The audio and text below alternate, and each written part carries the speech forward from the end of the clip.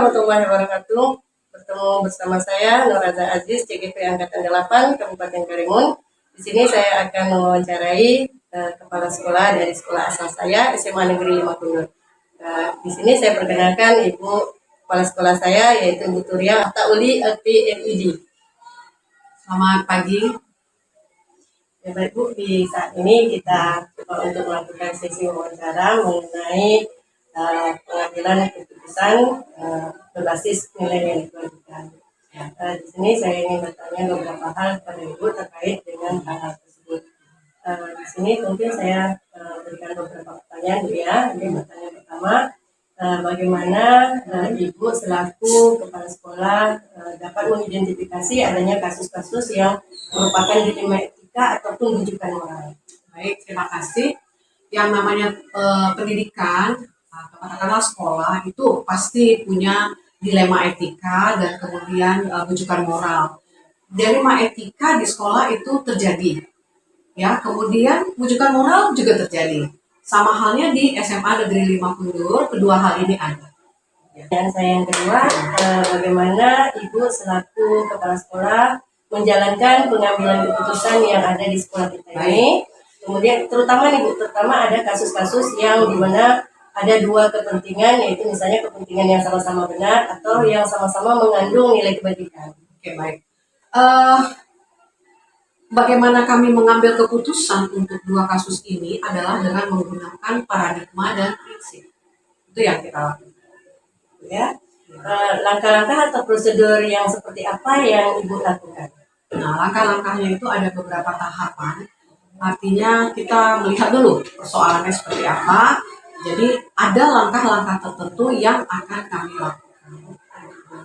Ya, hal-hal apa saja nih yang selama ini yang Ibu anggap efektif dalam pengambilan keputusan pada kasus-kasus dari dilema etika? Oke.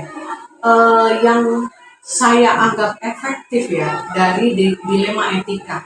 Karena dilema etika ini kan ya si anak punya prestasi, hanya ada beberapa kekurangan, misalnya dia kurang sopan.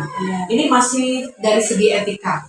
Jadi yang saya coba adalah menanyakan dulu ke guru-guru yang mengajar beliau dengan mengumpulkan data.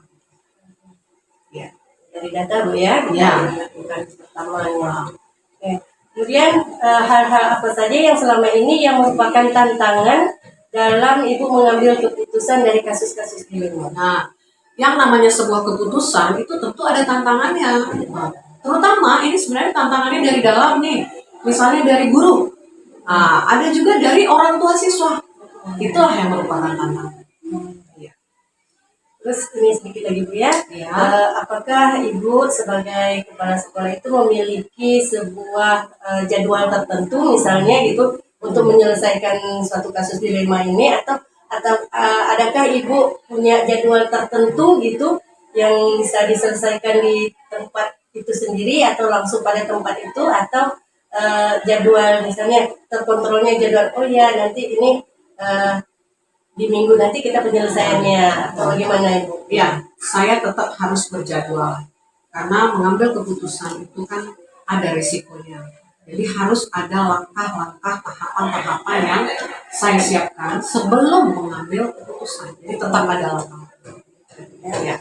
Kemudian di sini apakah ada seseorang atau faktor-faktor apa yang selama ini yang mempermudah atau membantu Ibu dalam pengambilan keputusan-keputusan yang terkait dengan kasus dilema etika? Oke. Pasti ada. Karena sekolah itu adalah tim. Tim ini tentu saya membutuhkan juga orang lain untuk membuat sebuah keputusan. Jadi ada misalnya seperti wali kelas, guru yang mengajar, kemudian juga kurikulum, pembina siswa, dan terutama untuk guru PKN-nya, karena ini mengenai moral.